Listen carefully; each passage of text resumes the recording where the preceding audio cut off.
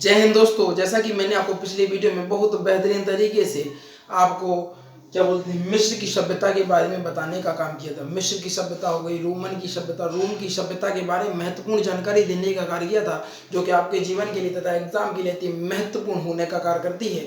आपको बता दें कहीं ना कहीं उस दौर पर जाने का कार्य कर रहे हैं जो कि बहुत बेहतरीन तरीके से हमें एग्जाम की विजय के परचम की ओर ले जाने का कार्य कर रही है। आपके लिए एक विशेष सूचना यह है कि कुछ समय के बाद एक बैच लॉन्च होने वाला है जो कि पॉलिटी का बैच होगा, जिसका नाम होगा अग्निपथ। अग्निपथ अग्निपथ याद रखिएगा, बहुत बेहतरीन सा बैच आपको देखने को मिलेगा। और आपको बताते हैं अब ऑफलाइन भी अपने यहाँ अवेलेबल है। अगर जिसको भी जीके जीएस पढ़ना हो वह आ सकता है। बहुत बढ़िया तरीके से आपको ऑफलाइन में भी कंटेंट देखने को मिलेगा। बशर्ते आप याद रखिएगा, एक बात विशेष ध्यान रखिएगा और एक फोकस भी रखिएगा। Regularity is the most important. क्या भैया जी? Regularity is the most important.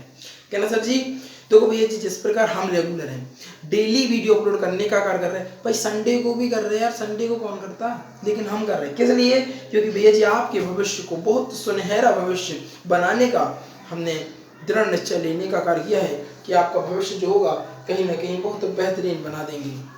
बशर्ते क्या है, आपको रेगुलरिटी रखनी है, नोट्स बनाने हैं, वीकली रिवीजन करना है।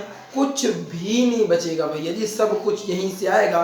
कुछ भी नहीं छोड़ूंगा मैं, हर चीज को बहुत बढ़िया तरीके से डिटेल में पढ़ाने का कार्य करूंगा, जिससे कि आपके एग्जाम में तथा आपको कभी भी दिक्कत या प्रॉब्लम होने का कार्य नहीं होगा। बात करते हैं टॉपिक भी, क्या कहता है टॉपिक आज भैया अपने पास फ्रांस की सभ्यता और आपकी सपाट और पीली नदी की सभ्यता, यानी 3 सभ्यताएं रह गई हैं। इसके बाद वन लाइनर क्वेश्चन है। वन लाइनर क्वेश्चन होने के बाद सभ्यता का स्वाहा, सभ्यता का सुपड़ा साफ कर चुके हैं भैया। किसी को पता भी नहीं चला होगा कि सर जी हम सभ्यता पढ़ चुके, सारी सभ्यताएं निपटा दी। भाई सब निपटा दिया, घबराने का नहीं है। बहुत बेहतरीन कंटेंट आपको यहाँ पर देखने को मिलता है। आपके जीवन के लिए अति महत्वपूर्ण चीजें यहाँ पर आपको देखने को मिलती हैं। बात करते हैं फ्रांस की सभ्यता के। सर जी फ्रांस की जो सभ्यता भी है जी 500 ईसा पूर्व की सभ्यता है। ईसा पूर्व मतलब ईसा मसीह के जन्म से पहले की बात यहाँ पर कहने का कार्य किया है। 500 ईसा पूर्व की बात हो रही है, जो कि अति महत्वपूर्ण है। इसके बाद बात करेंगे पहले पॉइंट पर, तो सुनिए। यह वर्तमान में ईरान में थी। जो भैया जी अभी जो वर्तमान है ना, अभी वर्तमान में जो फारस की जो सभ्यता है वो ईरान में देखने को मिलती थी, ईरान में थी। अभी वर्तमान की स्थिति बता रहा मैं। इस सभ्यता का जो विकास वह तेजी से हुआ। इस सभ्यता का जो विकास है बहुत तेजी से देखने को मिला। इस सभ्यता का जो विकास है बहुत तेजी से देखने को मिला था। इन्होंने पूरे अरब, इन्होंने क्या किया था, इन्होंने भैया जी समझो पूरे अरब पर, ओ भैया पूरे अरब पर, पूरे अरब प्रायद्वीप पर अधिकार कर लिया था। किन्होंने किया था अधिकार? जल्दी बताओ किन्होंने किया था अधिकार, जल्दी से बता दो। जब तक हम इंक डाली ले रहे, थोड़ा सा सही थोड़ी सी कम बची उसमें। हाँ बताओ जल्दी से, किसने किया था? अब बस यही तो आप लोग बताते नहीं हो आप लोग। अच्छा कमेंट में लिख के बताओ जल्दी से। अच्छा एक बात बताइए, रिवीजन कौन कौन ने, किस किस ने रिवीजन किया है? देखो भैया जी आपको बता दें, अगर आप घर पे नहीं पढ़ते हैं तो पता आप अपने साथ धोखा करने का कार्य कर रहे हैं। बिल्कुल धोखा कर रहे हैं आप अपने साथ। बिल्कुल कोई फायदा नहीं पड़ेगा, बिल्कुल भी कोई फायदा नहीं पड़ेगा। पढ़ने का कोई मतलब नहीं बनता अगर आप रिवीजन नहीं करते, घर पे नहीं पढ़ रहे। क्या मतलब है? कोई मतलब ही नहीं बनता। आप खुद समझदार हैं, ठीक है। बात करते हैं तो जो वर्तमान में जो फारस की सभ्यता है वही ईरान में मौजूद थी। सभ्यता का जो विकास बहुत तेजी से हुआ था, क्योंकि इन्होंने पूरे अरब पर, कहां पर कि ना, अरब प्रायद्वीप पर अधिकार कर लिया था। पूरे अरब प्रायद्वीप पर अधिकार करने का कार्य किया था। अगर हम अगले पॉइंट की बात करें तो इनकी जो भाषा थी कैसी थी? फारस की सभ्यता यानी फारसी सभ्यता होगी, यानी फारसी भाषा थी इनकी। जो भैया जी अगर भाषा के बारे में बात करें तो इनकी भाषा फारसी हुआ करती थी, और इनका जो धर्म है वो फारसी धर्म हुआ करता था। इनका जो धर्म हुआ करता था वह फारसी धर्म होने का कार्य कर रहा था। और इसके बाद इनकी जो भाषा थी वह फारसी भाषा थी, ठीक है ना। कौन सी भाषा थी? फारसी भाषा थी। इसके बाद आगे बात करें हम तो यहाँ पर देखिएगा, सिकंदर क्या है? सिकंदर इस धर्म का अंत कर दिया था। किसने कर दिया था? इस धर्म का अंत किसने कर दिया था? कहना सर जी सिकंदर ने। बताइए फारसी धर्म का अंत किसने किया था? कहना सर जी सिकंदर ने। फारसी धर्म का जो अंत किया था वह सिकंदर ने किया था भैया जी, आपको पता होना चाहिए। क्योंकि इस जब आक्रमण हुआ था, एक आक्रमण हुआ था जिसमें इस धर्म के सभी लोगों को नस्ते नाबूद करने का कार्य किया था। और आपको बता दें जो फारसी जो धर्म है ना, इसी को अंतिम यानी अंत करने का जो माना जाता है, श्रेय दिया जाता है, वह सिकंदर को दिया जाता है। इसके बाद बात करेंगे सपाटा जो सभ्यता थी, एक बहुत बेहतरीन सभ्यता यहाँ पर भी देखने को मिलेगी। यहाँ के जो सैनिक थे भाई साहब, क्या गजब सैनिक थे यार, क्या जज्बा था इनमें, हजार हजार। अगर भाई वो अगर मान लो, ज्यादा बड़ी बात ना कह रहा मैं भाई, अगर 1000 है ना, 1000 सैनिक हैं, 1000 सैनिक है तो भाई साहब सिर्फ और सिर्फ 200 सैनिक, 100 सैनिक सबको सुपड़ा साहब, यानी 1/10 का रेशियो। इस तरीके से इतना बेहतरीन, इतने बाहुबली भाई साहब, इतना बाहुबली, हमें तो ऐसा लगता है जैसे बाहुबली बैच पढ़ लिया होगा इन लोगों ने है। तो इतने दमदार, इतने बलशाली, इतने बाहुबली हुआ करते थे कि भाई साहब 10,000 लोग, मान लो 1,000 लोग हैं तो 100 अलग, ये 100 लोग हैं ना तो सुपड़ा साफ कर देंगे उनका, यानी 900 लोगों को मार देंगे। इतने बेहतरीन दमदार यहाँ के जो सैनिक हुआ करते थे। और कहीं ना कहीं यह ग्रीस जो एक देश है ना, वहां पर देखो बताते हैं, पूरा पढ़ते हैं, आपको आनंदित रहेगा आपका जीवन।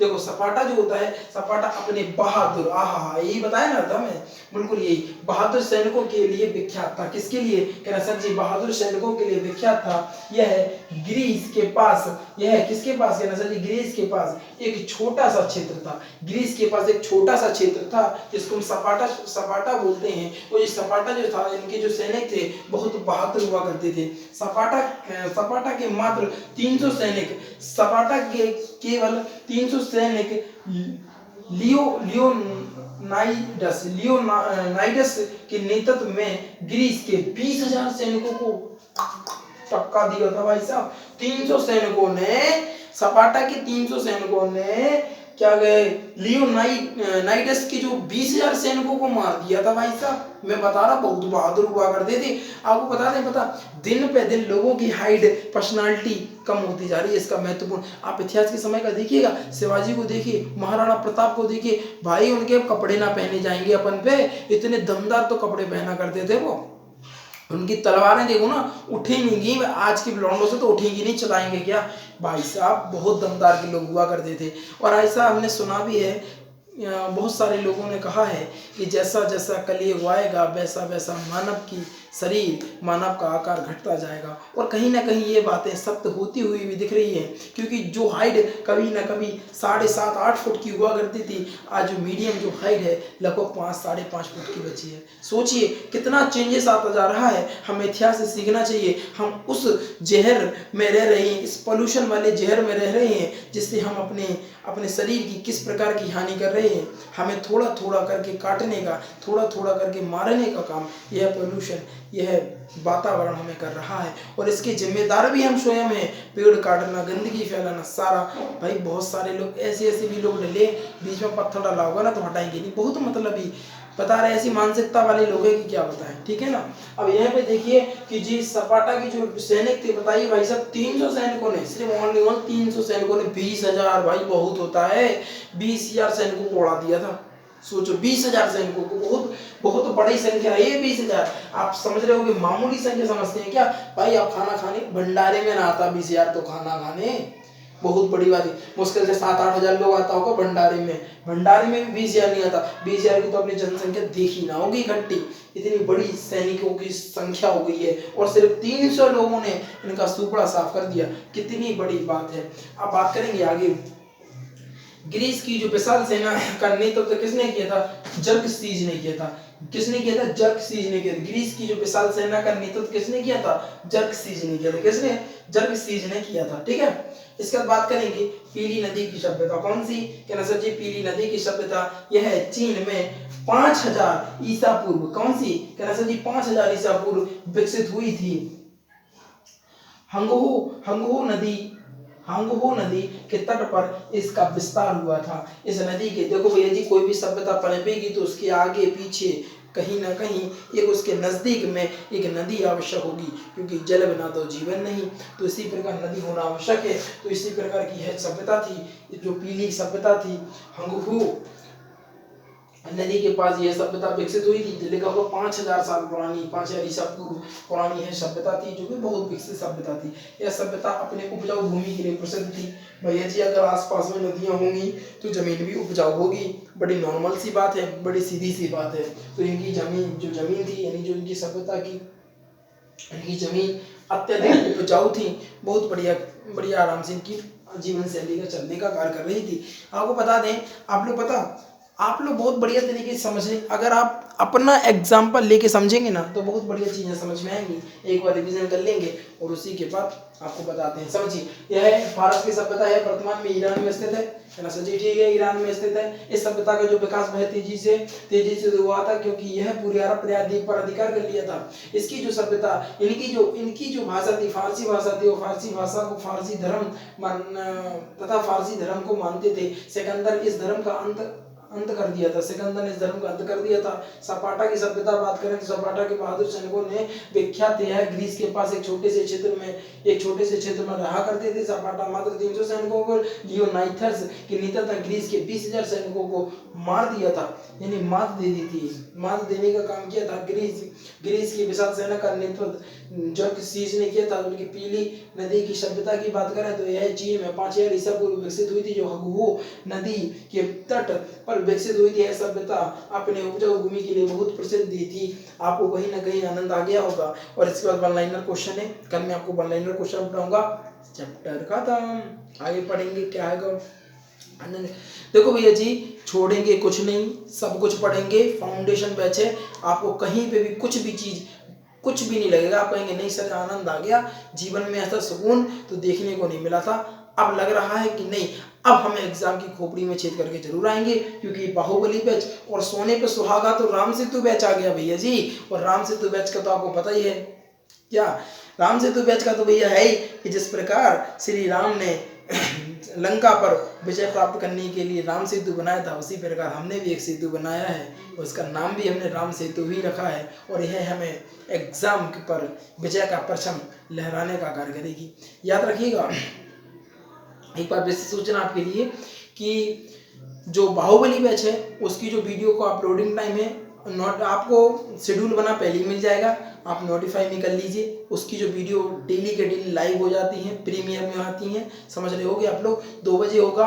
और राम सेतु जो बैच है वो 4 बजे होगा, सबको पता होगा, याद रखिएगा। देखिए, अगर आप सोचते हैं कि नहीं मुझे पढ़ना है, और जो लोग कहते हैं आपसे कि तुमसे ना हो पाएगा, उनसे जाकर कह देना कि हम फ्यूचर एकेडमी XYZ से पढ़ते हैं, और उनका तो कहना है कि भैया जी तुमसे ही हो पाएगा। इस प्रकार के वार्ता के साथ आप याद रखिएगा, अपने जीवन में आनंद रहेगा।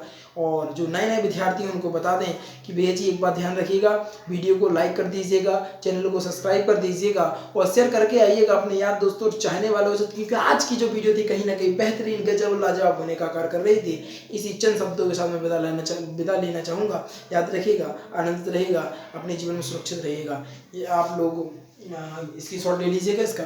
Thanks for watching.